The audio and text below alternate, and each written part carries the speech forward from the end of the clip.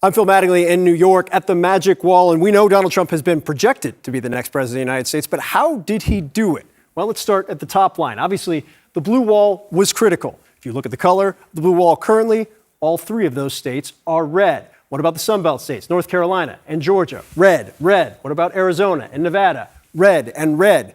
Taken together, Donald Trump sweeping his way back into the White House. What are the key kind of ways he did it? Let's start with Pennsylvania, see what happened there.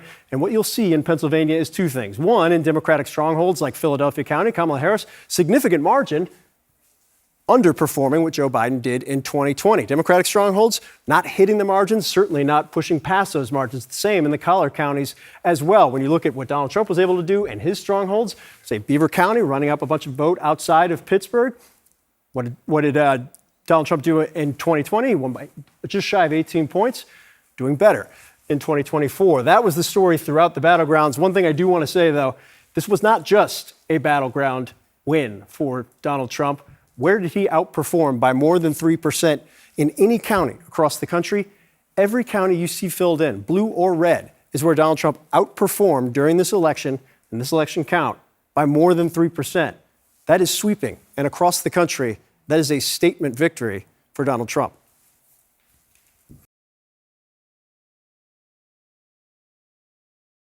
So what happens after an election?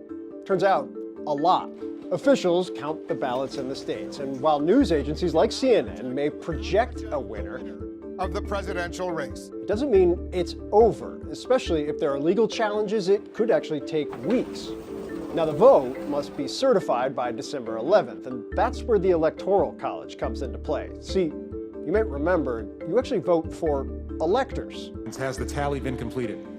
Yes, Lieutenant Governor. And on December 17th, those electors meet, cast their votes, and then send them off to Washington. And if you're wondering why electors don't go rogue, well, it turns out in most states there are laws binding them to the decision made by their voters. They can't actually go their own way. And then, in January, just a few days after a new Congress is sworn in, those votes are read. 232 votes. And then they are counted before the new House and Senate chambers. Dissolved. And after all of that, on January 20th of 2025, the new president and vice president are sworn in to begin their 4-year term in office.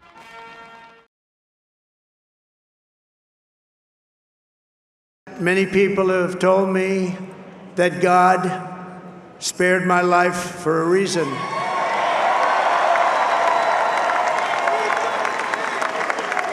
And that reason was to save our country and to restore America to greatness.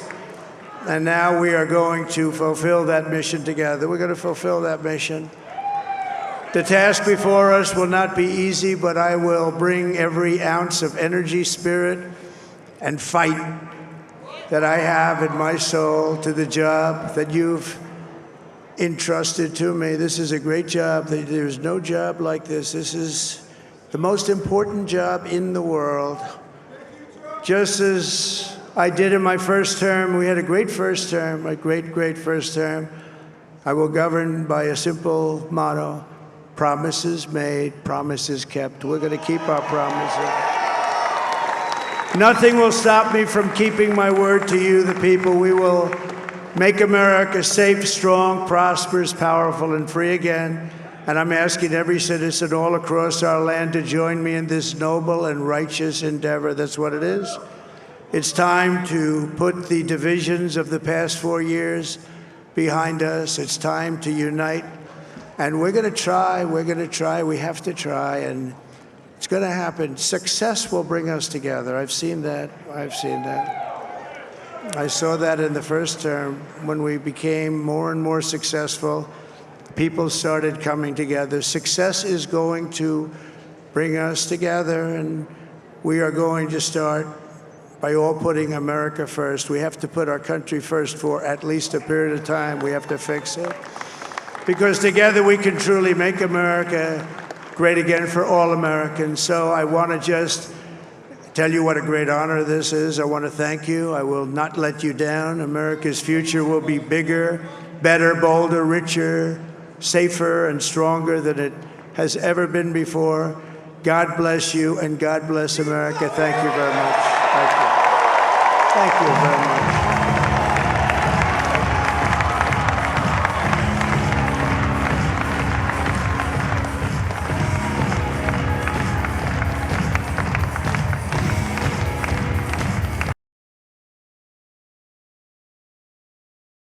Now let's focus on the what, which is an 86,000 vote, almost 87,000 vote lead for the former president, again, in one of the states he flipped in.